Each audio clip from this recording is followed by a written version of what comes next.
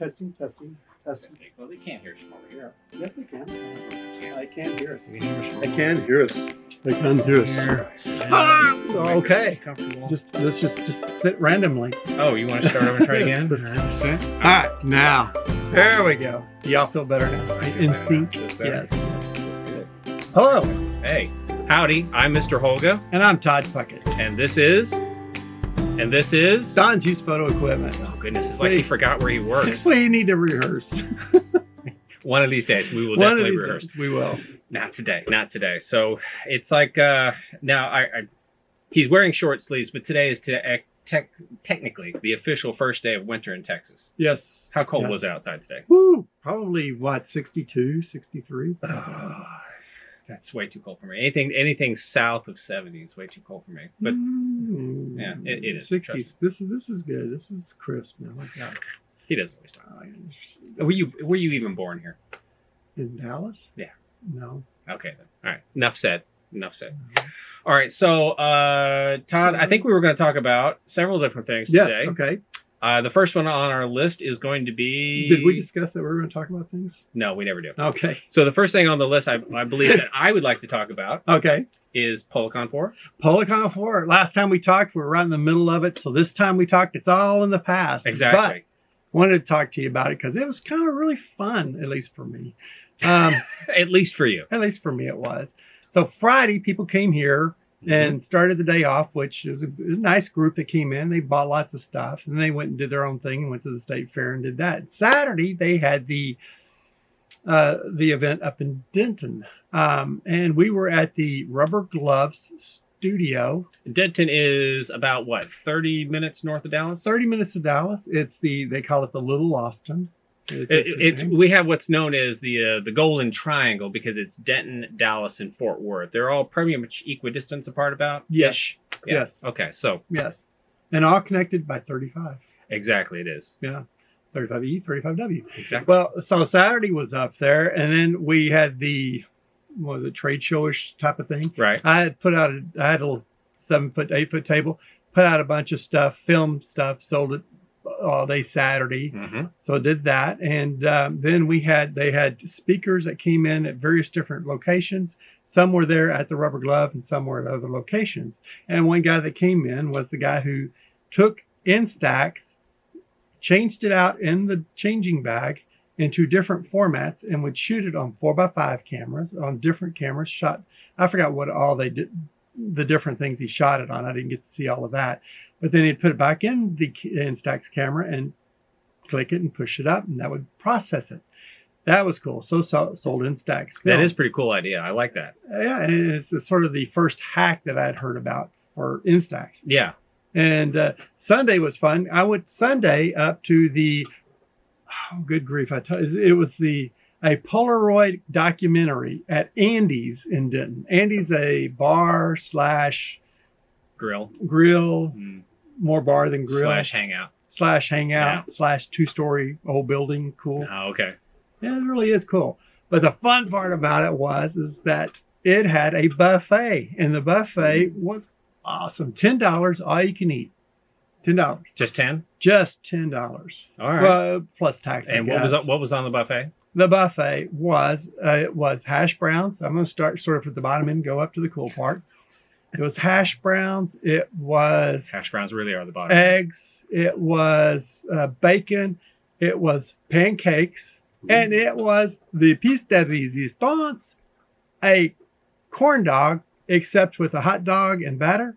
It was sausage on a stick dipped in pancake batter and fried like a corn dog. Oh, mwah. It was, man. That sounds delicious. Do you dip it in a little bit of maple syrup? Yes, yes. Dip it in syrup, now eat we're it up talking. like a corn dog and bite into it, and it's like the pancake batter into the sausage. So that was Andy's. Very nice. And that was the Sunday thing, the part of the 3-day thing.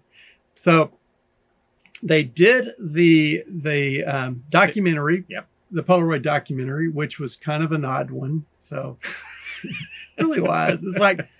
It was like somebody, it was like a millennial today saw a bunch of stuff from Andy Warhol's 60s concepts. Okay. And wanted to emulate it in today's society. And Yeah. Did it not work out? Well, it was different. It was definitely different. It was, but it was an hour and a half long. It was special. It was special, but it was definitely worth seeing one time. And but then the buffet was during that time, so you'd sit there and just load up and go down and eat, just a big pile of bacon, a big pile of the pancakes, a big pile of the eggs, and have several of the corn dogs. I don't know what they technically call them. Yeah, but after second breakfast, essentially the movie was over. Yeah. Well, after about the fourth time to reload the little plate, the video ended, and then the rest of the day's events took place. And I actually waddled home because I was very full and very tired. Oh yeah. You weren't rolled home. I wasn't. I rolled out to the car. But the Saturday. So if you're ever want to have a party or a corporate get together, man, talk to Andy's and see if they can hook up that buffet. He's mentioned Andy's an awful lot. I'm starting to wonder if he actually even paid the $10 for breakfast. I did even pay the $10. So yeah, Andy's probably thinking, "Hey, don't I know you from the video? Aren't you the guy that hogged up all the bacon?" Exactly. Come on, please let somebody else get in there and get a piece. No, Todd, no. Stop it. Who's that guy? Don't invite him back again. Charge them double. No, but anyway, it was actually a fun weekend. I think the count was they had over 200 people come in. Wow, that's a lot. Over the 3 different days at the various different events, and people would come in for several events and then leave. So by the time you add in all the individual unique numbers, it was over 200, and so it wound up being it was a real successful weekend.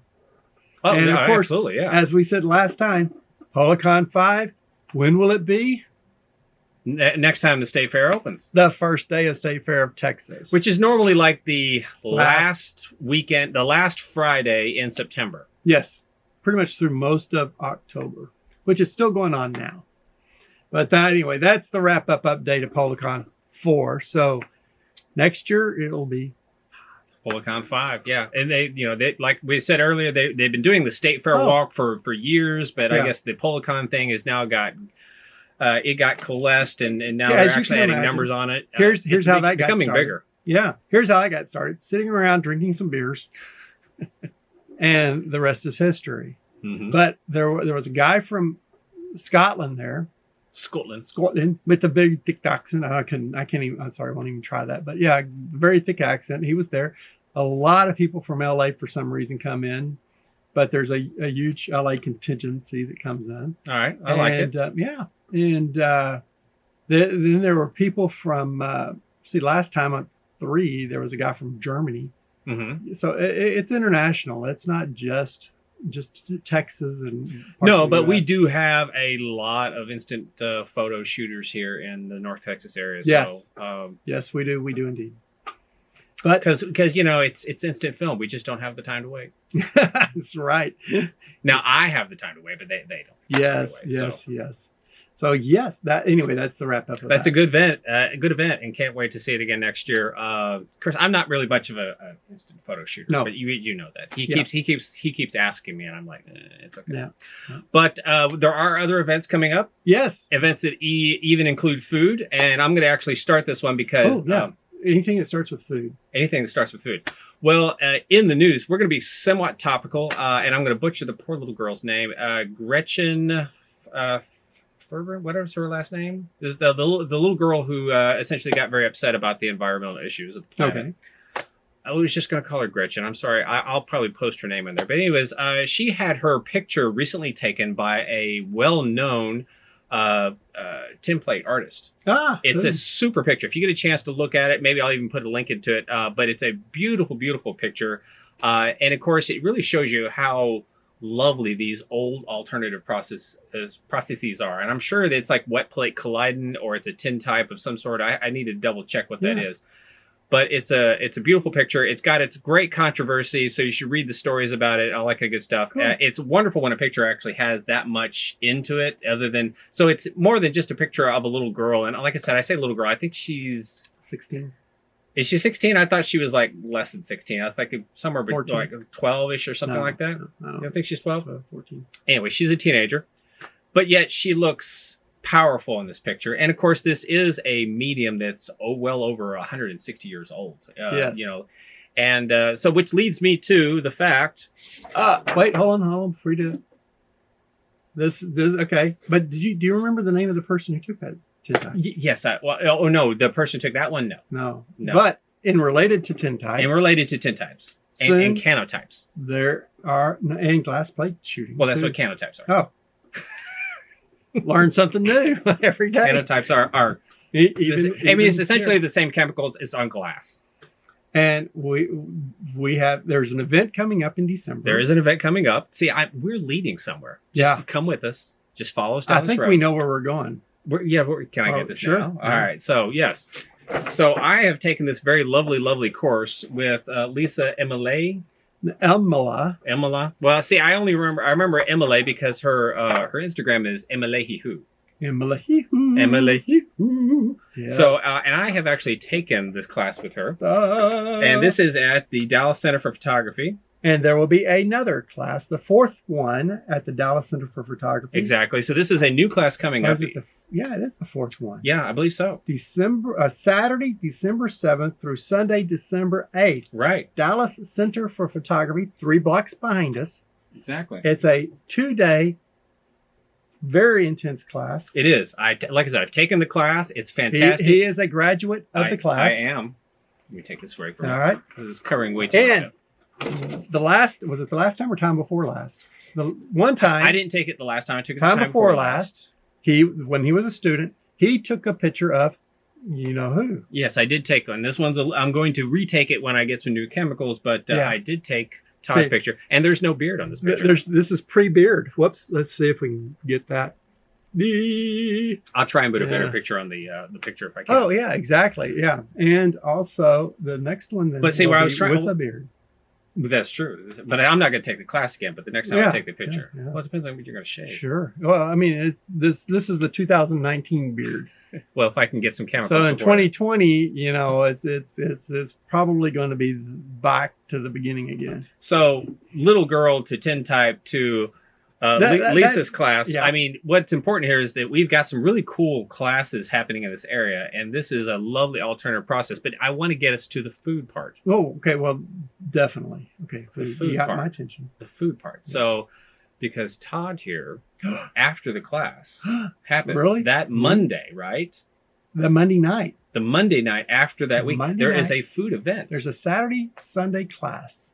Monday night is the alt process party get together, which is December 9th. December 9th. And it will have featuring Lisa Elmaleh. Or Elmaleh. Well, I need to talk to her. I'm going to ask her if she can change her name. Yeah. Now, are we going to say the other final fun part of this? Which is? We've talked with, or I have emailed her back and forth. Oh, yes. And she said? She would love to be a guest on our video blog. So we're looking to get a special guest in here. Lisa is probably going to be our first special guest if I can learn how to pronounce That's the first one that we know about. We may have a surprise guest between now and then. You never know. Yes. We never know. Well, yeah, there's plenty of time between now and the beginning. We don't even know now. I mean, somebody could walk in right now and they would be our guest. Absolutely. But yes, so I emailed and she's excited about being on our little video. Exactly. And so we'll have that whole thing going on. So that by itself has got a lot to it. So there's a class. There's an alt party. There's an alt party. There's she's actually doing a walk with this, right? I haven't heard about the last time she did. You'd have to check, but it's very much worth it. And obviously, you can get information here or at the Dallas Center for Photography. Or if you go on my Facebook page, Don's Used Photo Equipment on Facebook page, the events listed. Facebook page? Yes. Don's Used Photo? Don's Used Photo Equipment on Facebook. The Twitter? What's the Twitter one? Twitter is like at Don's Used Photo. Don's Used Photo. That's the same too. That's the same too. I mean, if you just go to If only you had an Instagram account. If I only had an Instagram account. If you had one, what would you name it? Would you name it at Don's Used Photo? I mean, let's keep it simple. That's genius. I like that. Let's go with that. Now, if we only could tweet about it, then we'd just be all covered. Everything would be totally covered. But yeah, whenever we talked about the beginning of this, single photos are so much more powerful a lot of times than videos. We can have a video, but if you take one frame out of that, that one frame can produce a lot more emotions and feelings than sometimes a 1 minute video. Oh, and yeah. It's like, I always remember the one photo of Cassius Clay, or at that time he may have been Muhammad, but he's standing above.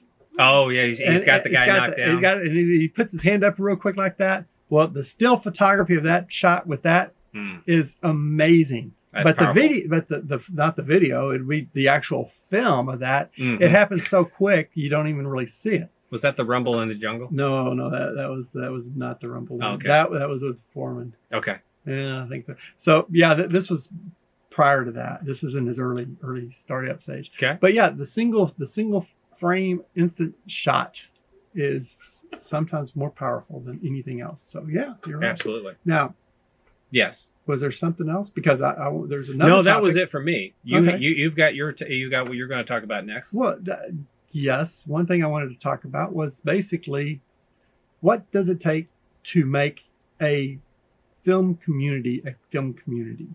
And right. I just. And that's a powerful question, because it's got a lot of moving parts when it comes to bringing people together of similar interest to keep a momentum going for the greater good. Yes. I'm just making these words up myself. Man, I tell you, if I were listening, I'm sure it would be impressive. I don't know, but I was trying to think of what I was going to say next. And listen, I'm not using a thesaurus because my glasses aren't on. Right? Yep. So it's not happening. There is no teleprompter over there. Teleprompter, no. But no, I mean, what's interesting is what does make up a community. I mean, I think a community is a place where similar photographers, minded arts people can get together, and in so doing can meet each other, and in so doing meeting each other, come up with projects to work on together. Sure. Share ideas, do some projects. I may have mentioned this on here one time before, but extraordinary, which I didn't know at the time, but now I do know. It's explore the ordinary. Extraordinary. I didn't know. So, I mean, it's in here. I was reading it, and it's like, wow, when you actually have your glasses on and read things, you learn. And they had actually met Michael Bain. Michael is the one rep in the entire U.S. for ILFORD Photo, which aren't they sponsoring a project you're working on? Yes, but we weren't going to talk about it. No, but I'm just saying they're active in the local community. They are. Yeah, I've met Michael. He's a very nice gentleman. Yeah, very nice. We've had him here, and he's done a talk, an hour and a half on the history of photography. Is wonderful. It's far more interesting than I ever thought it'd be, and it was really, really interesting. It was, but yeah. So we have two people who are big in the arts and photography community here in North Texas, here in Dallas area. They don't even North; it's just local. They had to meet each other at an event in L.A. And then so meeting each other at an event in LA, then say, hey, you do this, we do that. Why don't we get together and do? And they've done multiple videos since then. And Extraordinary, Daniel and Sarah, have gone to England and around the area. A beautiful video. That is a beautiful video. Yeah, it's ILFORD film behind the scenes. Yeah, exactly. And it's a beautiful video. I don't know if you haven't seen it, I will definitely put a link to that one in the comments, but it's a beautiful video. And you can thank Todd for being a hand model because his hands are in it. Yes. So, my shelf, the shelf right here, is prominently shown in the video at about the 2-minute mark. And then about the 16-minute mark. You know exactly what it is. I know where this bad boy is. My hand comes out. He has them bookmarked. Yes, I have them bookmarked. Yeah. And show me how to do that later. I have my hand out with an HP5, and that fuzzy bearded face is me behind it. And whenever you look down the hallway of Daniel, who is the customer buying the film, as he's either coming in or going out, you see the front area, and you see the very bottom of the Don's part in there. And come on back. And so anyway, we can wrap this up pretty quickly with this. Absolutely. Now, here's the deal. With this being the last part, I want the people who are watching this, who are the first person who comes in after seeing this, says, we're wrapping this up really quick. So the first person who sees this and comes into the store and says, I saw your complete video. I want the Carl Zeiss cap. I've got one Carl Zeiss cap right here, Carl Zeiss. for the person who comes in, the first person who sees this video, The first one. gets to the very end of the video and sees this little point right here. So They don't have to say how many fingers I was holding up or nope, anything no, like that. no. Okay. I mean, do they? No. I mean, He's making it quite the treasure hunt. Don't want it to be too difficult because we're just going to see if anybody actually gets to the end of this thing. And it comes in and says, I saw the complete video. And do you have the Carl Zeiss hat? Well, it's actually. And it will be yours. And it'll be yours. We'll A just beautiful give it to black Carl Zeiss hat could Yes. be yours. Anybody who's here now that hears this is not eligible. So, as usual, it. we're going to wrap it up. And we please do like, share, subscribe. Talk about it. Talk about it. Coolers. Comments. You love Yeah. comments. I love comments. He loves comments. And one day we'll get a comment. We'll get 2 comments. Oh, That would be something. on the same thing. Yeah, exactly. All right. And they won't be from me. Yeah. All right, so we'll see you guys later. Bye, y'all. Now. And And we go.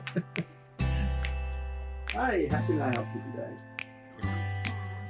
Hey, hi.